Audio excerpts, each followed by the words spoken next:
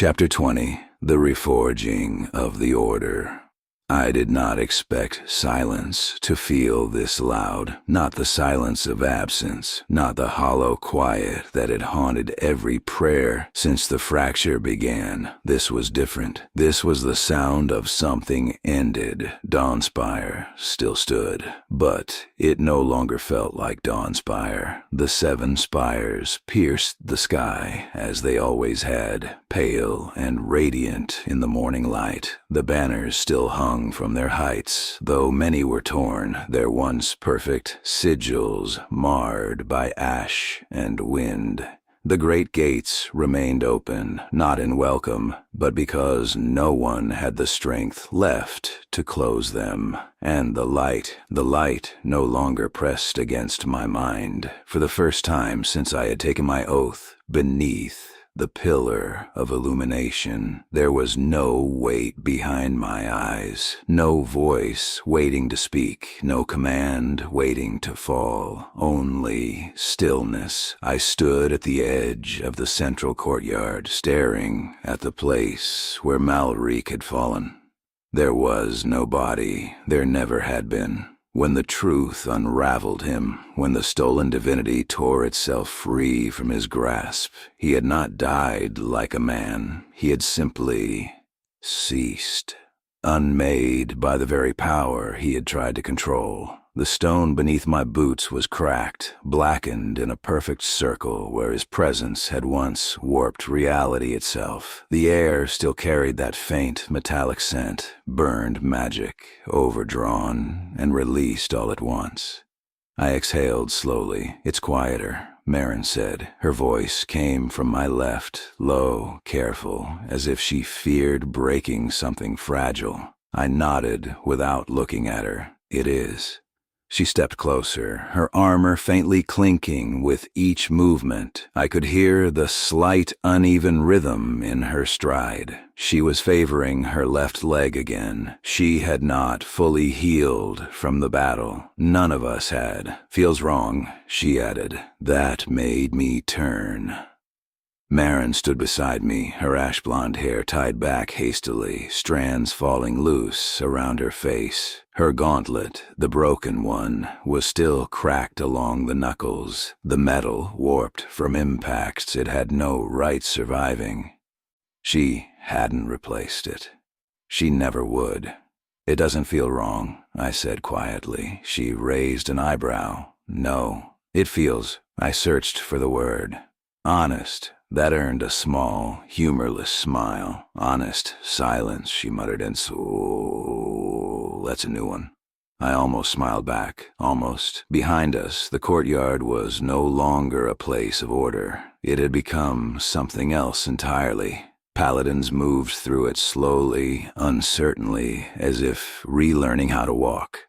Some knelt in prayer, but no light answered them. Others stood in small groups, speaking in hushed tones, their voices edged with confusion, fear, and something deeper, something like relief. The obadientists had lost, not just the battle, the idea, and without that certainty, without the absolute truth they had clung to, the entire foundation of the tribunal had cracked. I felt it in the air, not a collapse, a fracture, and fractures could go either way. "They're waiting," Marin said. I knew who she meant. The survivors, the remaining justicars, the interpreters, the ones who had fought, the ones who had hesitated, the ones who had watched and done nothing. Waiting. "For what?" I asked, though I already knew the answer. She looked at me directly. "For you," I exhaled through my nose. "No," I said, "not for me. For a decision, then." "That's worse." She didn't argue, because she knew I was right.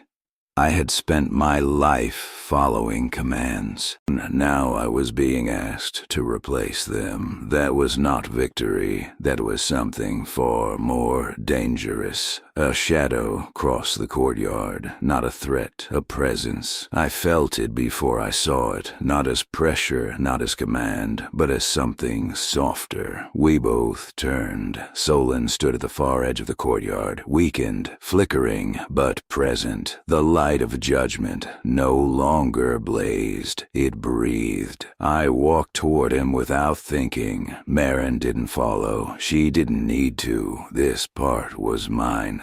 Each step felt different. Before, approaching Solyn had been like stepping into a storm. Overwhelming, undeniable, absolute. Now it was like approaching a wounded fire. Warm, fragile, real. When I reached him, I stopped a few paces away. For a moment, neither of us spoke. I studied him. His form was no longer perfect. Where once he had been composed of flawless radiance, now there were fractures, thin lines of dimness running through his light like cracks in glass. His outline wavered, not from power, but from strain. He looked tired, not like a god, like something that had been forced to endure. "You chose," Solyn said. His voice was no longer layered with impossible authority. It was singular and quiet. "I did," I replied. He inclined his head slightly. "I felt it." I let out a slow breath. "I wasn't sure you would." "I was not always allowed to," he said. There was no bitterness in the statement. That made it worse. I stepped closer. "Was any of it yours?" I asked. The question had been burning inside me for longer than I cared to admit. The commands, I clarified. The orders, the pressure, the voice that told me to kill the oracle. No. The answer came immediately, without hesitation, without excuse, just truth. I closed my eyes briefly. Even now, hearing it said aloud still struck something deep inside me. "You felt wrong," Solyn continued. "Because it was." I let out a quiet, humorless laugh. That would have been helpful to know earlier. A flicker passed through his light, not amusement, regret. "I could not reach you clearly," he said. "Not through the channels they controlled." Malric, even gone, his influence still lingered. I opened my eyes again. "You said something before," I said. "Back in the chamber." He tilted his head slightly. "You said you were sorry." "Yes." "Why?" Another pause. Then, "Because I allowed it." That stopped me. I frowned. "You were bound," I said. "You told me that. The system, the tribunal, the—" "Yes," Solyn said softly. "I was bound." He stepped closer, but I did not resist as I should have. The words settled heavily between us. "I chose unity," he continued, "over truth." The same mistake. Again, always the same mistake. "I thought stability would protect you," he said. "All of you." "And it didn't," I replied. "No, silence again, but not empty." This silence held weight, understanding, responsibility. I looked at him, really looked this time, not as a god, not as a source of power, but as something else, something that could be wrong, and knew it. "That's what has to change," I said. Solyn did not respond. Immediately Telsom. "Tbi maundre, mai. Gi dem dewala." I turned, gesturing toward the courtyard. "And the tribunal is broken," I said. "Not damaged, not weakened, broken." He followed my gaze. "I know. They built everything on obedience," I continued. "On the idea that your word was absolute, that commands were truth." A faint flicker of pain crossed his form. "I see that now. They'll try to rebuild it," I said. "They'll want to. It's all they know. And you?" I hesitated. Because this was the part I hadn't fully said out loud yet. Not even to myself. "I won't let them," I said. The words felt heavier than any oath I had ever sworn. Solyn studied me. "And what will you build in its place?" I exhaled slowly. Something steadier settled in my chest. Not certainty, but direction. "Something that can question you," I said. For a moment there was no reaction. Then a faint, fragile smile touched the edges of his light. "As it should." I nodded once. "We were never meant to be instruments," I said. "We were meant to be witnesses." The words felt right, not given, chosen. Solyn inclined his head again. "And if I am wrong again?" I met his gaze. "Then we will tell you." No hesitation, no fear, just truth. The light flickered softly, not with power, with something like relief. "Then the order you build," he said, "will be stronger than the one that came before." "Not stronger," I corrected. "Better." Behind me, I heard footsteps. I didn't need to turn to know who it was. Maren, Lisa, Bram, Caelan, Kith, all of them, standing together, waiting, not for a command, for a choice. I turned back to them. The courtyard had grown quieter. More eyes were on us now, watching, listening, not kneeling, not yet. Good. I stepped forward, not as a paladin of the tribunal, not as a servant of a broken system, just myself. "We need to talk," I said, and this time, no divine voice answered first. We gathered in the hall of First Oath. It felt wrong to return here, not because the place had changed, but because I had. The towering pillars still bore the inscriptions of the founding paladins, their vows etched deep into radiant stone. The stained glass windows still filtered light into fractured colors across the marble floor.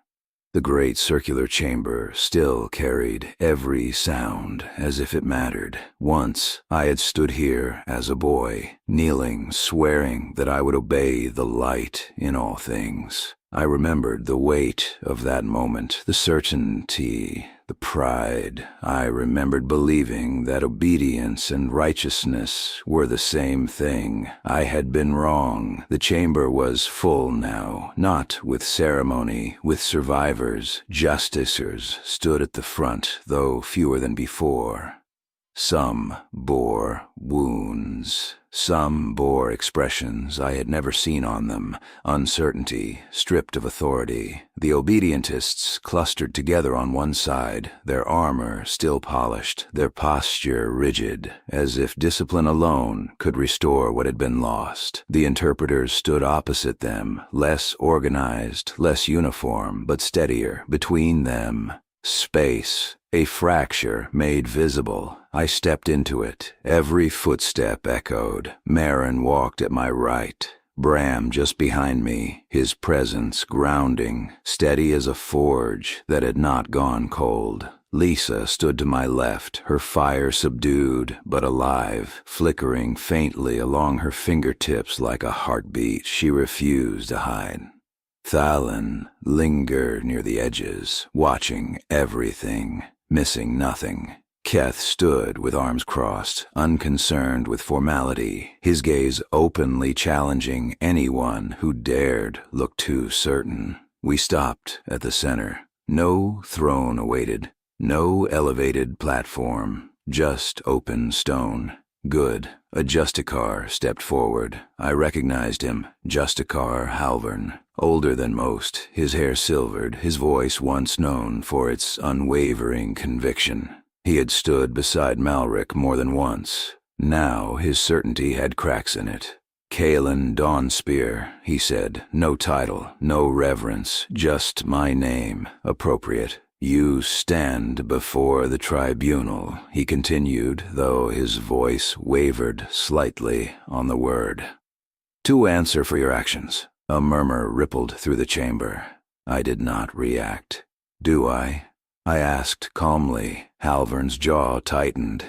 You defied a divine command, he said. You aided fugitives. You brought conflict to this sanctum, and, in the end, he hesitated because he did not know how to finish that sentence, because there was no clean way to say it. And in the end, I said for him, I stopped Malric. Silence fell, not the fragile kind, the listening kind. Halvern's eyes hardened slightly. You presume much. I witnessed much, I corrected. A flicker of tension moved through the obedientists. Good. Let them feel it. You claim corruption, Halvern pressed. You claim interference. You claim the divine itself was compromised. I don't claim it, I said. I let the words settle. I proved it. That landed not as an argument, as a fact they could not easily dismiss. Another Justicar stepped forward. Justicar Elra, younger, sharper. One of the few who had not openly aligned with Malric, but had never opposed him either. And what would you have us do with that truth? She asked. There was no hostility in her voice, only something far more dangerous. Hope. I turned slowly, letting my gaze move across the chamber. Every face, every fracture, every uncertainty. This order, I said, my voice steady, carrying without effort, was built on a lie. A ripple of reaction, anger from the obedientists, unease from others. I didn't stop. We were taught that obedience was the highest virtue, I continued, that to question was to falter, that to hesitate was to fail. I took another step forward, but obedience is what allowed Malric to rise. That hit harder. Obedience is what let commands be twisted, rewritten, forced through channels that none of us questioned, because we were told not to. I looked directly at Halvern. You followed him. His expression hardened. I followed the light. No, I said quietly. You followed the authority that claimed to speak for it. A sharp intake of breath from somewhere in the chamber. Halvern took a step forward. Careful, he warned. No, I said again, louder this time. No more careful. The word echoed. I let it. We've been careful for too long, I said. Careful not to question, careful not to doubt, careful not to see what was right in front of us. I gestured toward the pillars. The oaths carved into this hall, do you know what they were meant to be? No one answered. They were meant to be chosen, I said, not enforced. Bram shifted slightly behind me. I could feel his approval without needing to see it. The first paladins did not kneel because they were told to, I continued. They knelt because they believed. I let my gaze sweep across the chamber again. And belief, without choice, is not belief. Lisa stepped forward slightly, her voice quiet but clear. It's control. All eyes turned to her. Good. Let them hear it from more than one voice. Halvern's expression tightened further. You would dismantle everything, he said. I shook my head. No. I took a breath. I would rebuild it. That drew a different reaction. Not anger, uncertainty. How? Elra asked. Simple, direct, the right question. I felt the weight of every moment that had led here, every broken command, every fractured vision, every choice, and I answered. We begin with a new oath. The chamber stilled. Even the obedientists hesitated. A new oath was not a small thing. It was everything. What oath? Halvern demanded. I closed my eyes briefly, not to listen, not to receive, to choose. Then I spoke. I will choose the just path, I said slowly, each word deliberate. Even against command. Silence, complete. Total. The words did not echo like the old oaths. They settled. They rooted. I opened my eyes. No more blind obedience, I said. No more unquestioned authority. No more channeling power without understanding its source or its cost. I stepped forward again. If the light speaks, we listen, I said, but we do not surrender our judgment to it. A ripple of discomfort. Good. It should be uncomfortable. Because if the light can be bound, I continued, then we must be the ones who refuse. That was the line, the fracture point. Halvern shook his head. This is heresy. The word hung in the air like a blade. I met his gaze.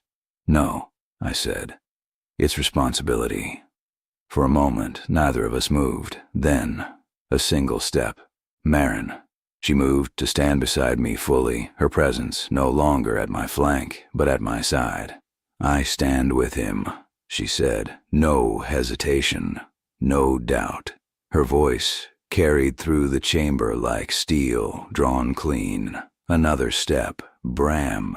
I left this order once, he said quietly, because I could no longer believe what it had become. He looked around the hall. I can believe in this. Lisa stepped forward next. Her fire flickered brighter now, not uncontrolled, but alive. I never belonged to your order, she said, but I've seen what happens when people stop choosing. Her eyes met mine briefly. I won't stand in a world like that again. Caelan didn't move to the center. He didn't need to. His voice came from the edge of the chamber. About time you lot figured it out. A few startled looks turned his way. He shrugged. Truth. Doesn't need permission. Keth laughed, a loud, unapologetic sound that broke the tension like a hammer through glass. My tribe's been saying this for generations, he said. Nice of you to catch up. A few of the interpreters smiled despite themselves. Even now, even here, that mattered. I turned back to the Justicars. This isn't about tearing the tribunal down, I said. It's about making sure it never becomes what it was again. Elra studied me carefully. And those who refuse, she asked. I didn't hesitate. They are free to walk away. That answer surprised them. Good. This is not an order built on control, I said. No one will be forced to believe it. Halvern scoffed. And if they stay and defy it, I held his gaze, then they will answer for their actions, I said. Not for their doubt. That distinction mattered. It changed everything. The chamber fell into murmured discussion. Not chaos, debate, real debate. For the first time since I had entered this hall, it did not feel like a place of judgment. It felt like something else, something unfinished, something alive. I stepped back, not retreating, allowing, because this part was no longer mine alone. Choices had to be made, not commanded. Time passed. I don't know how long. Voices rose, fell, argued, questioned. Some obedientists stormed out, others stayed. Some interpreters hesitated, others stepped forward, and slowly the fracture shifted, not closed but changed. Elra was the one who finally stepped forward again. She looked at me, then at the others, then at the hall itself. We cannot return to what we were, she said. No one argued. That path is gone. A pause. Then, we vote.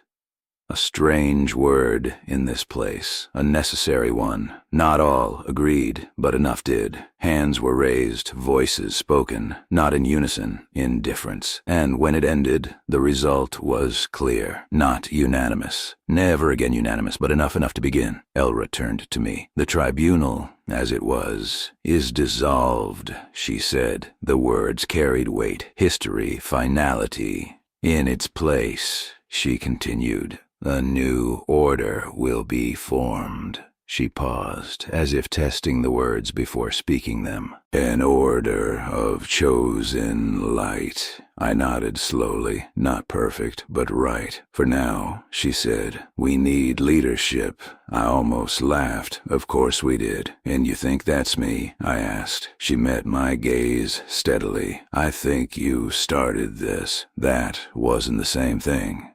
But I understood. I looked at Marin, at Bram, at Leysa, at the others, then back at Elra. No, I said. A ripple of surprise. I won't lead it alone, I continued. That mattered more than anything else I had said. No single voice, I said. No single authority. I glanced briefly, just briefly, toward where Solyn still stood at the edge of the chamber, watching, listening, not commanding. We build it together, I said, and this time, no one argued. The hall did not empty quickly. That surprised me. In the past, decisions had been followed by immediate obedience. Orders would be given, roles assigned, structure imposed, before doubt had time to take root. Now, people lingered. They spoke in low voices, not waiting to be told where to stand or what to do. Small groups formed and dissolved again, not along rigid lines, but along shared uncertainty. Some paladins removed pieces of their armor, as if the weight of it no longer meant what it once had. Others stood beneath the ancient oaths carved into the pillars, reading them as if for the first time, and maybe they were. I stepped away from the center of the chamber. No one stopped me. No one called me back. That, more than anything, told me we had done the right thing. Marin fell into step beside me. You just dismantled 1,000 years of tradition, she said. Her tone was neutral, observational. I glanced at her. You sound impressed. I sound tired, she replied. That earned a quiet breath of something like a laugh from me. We walked in silence for a few moments, moving toward one of the side archways that opened into the outer corridors. The light there was softer, filtered through narrower windows, less spectacle, more truth. You're not taking the seat, are you? She asked. What seat? She gave me a look. Don't pretend you don't know, she said. They're already thinking it. A central figure, a voice to guide the rest, someone to replace what we just broke, I finished. She didn't answer, because she didn't need to. I stopped walking, turned to face her fully. No, I said, simple, certain. She studied me for a moment. Good, she said. Then, after a beat, because I was already planning how to argue with you if you did. That almost pulled a real smile from me. Of course you were. She crossed her arms. Someone has to.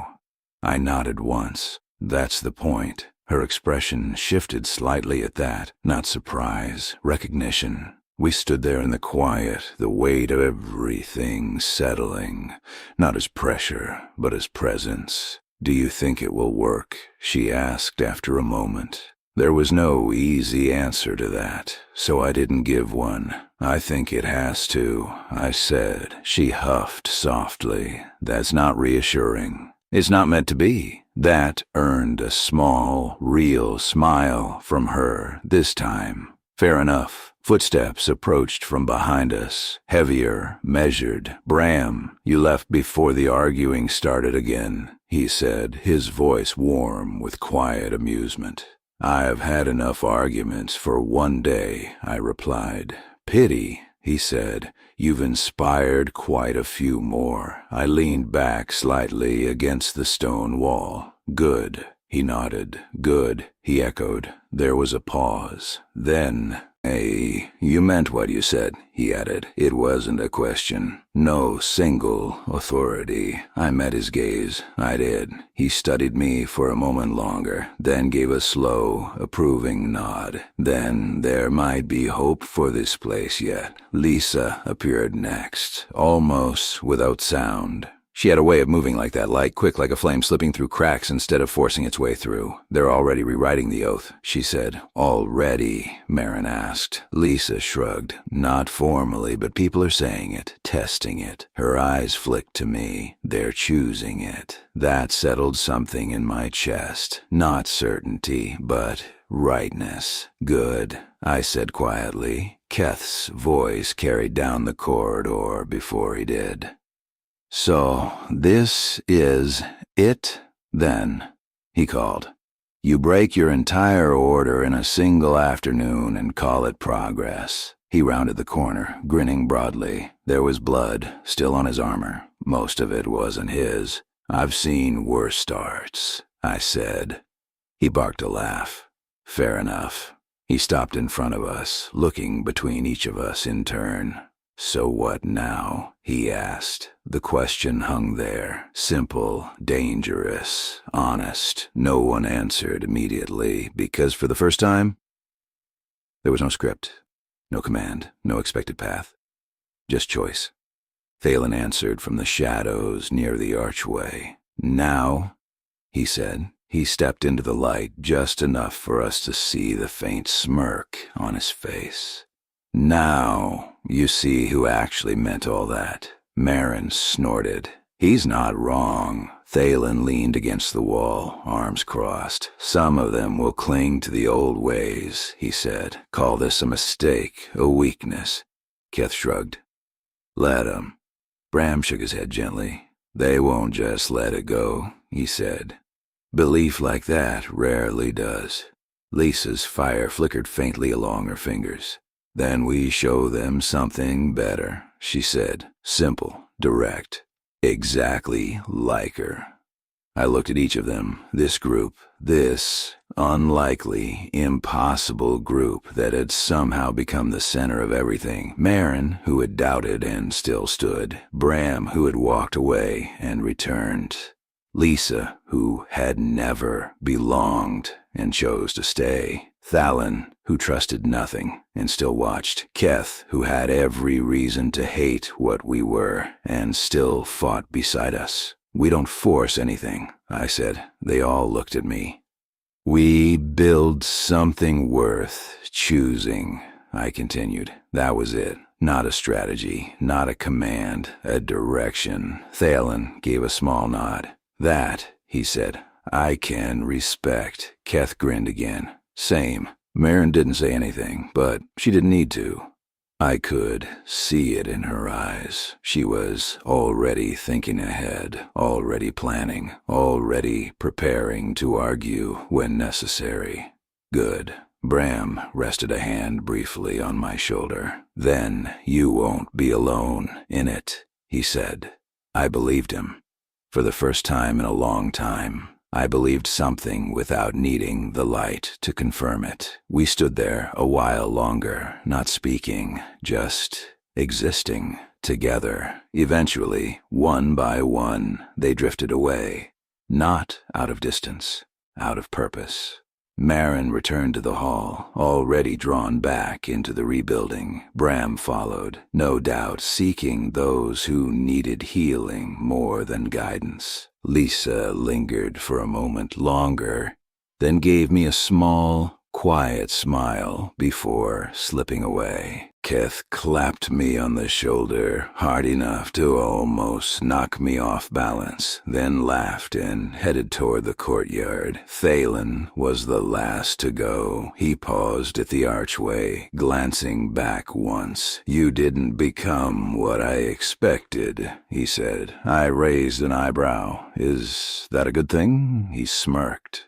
Still deciding. Then he was gone. I was alone, or not quite. I felt it before I saw it. That soft presence again. I turned. Solyn stood at the far end of the corridor, closer than before. still flickering, still fractured, but steady. I walked toward him, not out of obligation, not out of duty, because I chose to. "You stayed," I said. "Yes." No elaboration. He didn't need one. We stood facing each other in the quiet. The echoes of the hall, distant now, muted. "I didn't speak for you," I said after a moment. "I know. I won't," I added. "I know that as well." There was no disappointment in his voice, only acceptance. "I don't need you to," he said. That mattered more than I expected. I studied him again. "You're still bound," I said. It wasn't a question. He inclined his head slightly. "Less than before," he said, "but not entirely free. Null star, the balance, the fracture that had not fully healed. Will you be?" I asked. Another pause. "I do not know. Honest, always honest now." I nodded slowly. "Then we keep choosing," I said. He looked at me. "And if you choose against me?" There it was. The question that would have been unthinkable before. I met his gaze. "Then I choose what's right," I said. No hesitation, no apology. The light flickered, not dimming, brightening, just slightly. "Then you have become what I'd hoped," he said. I shook my head. "No," I replied. "I've become what I should have been from the beginning."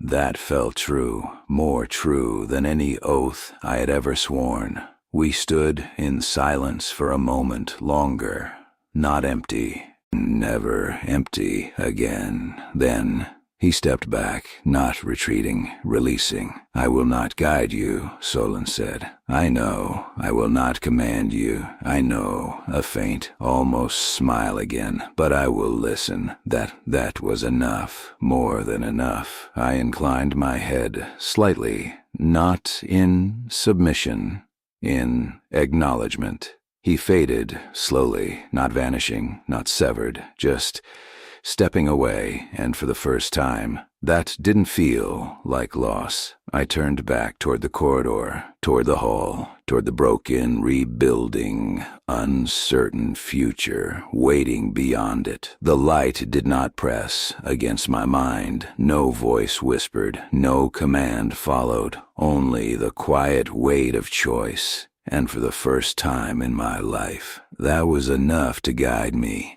I took a step forward, then another, not toward an order, not toward obedience, toward something harder, something real, something chosen.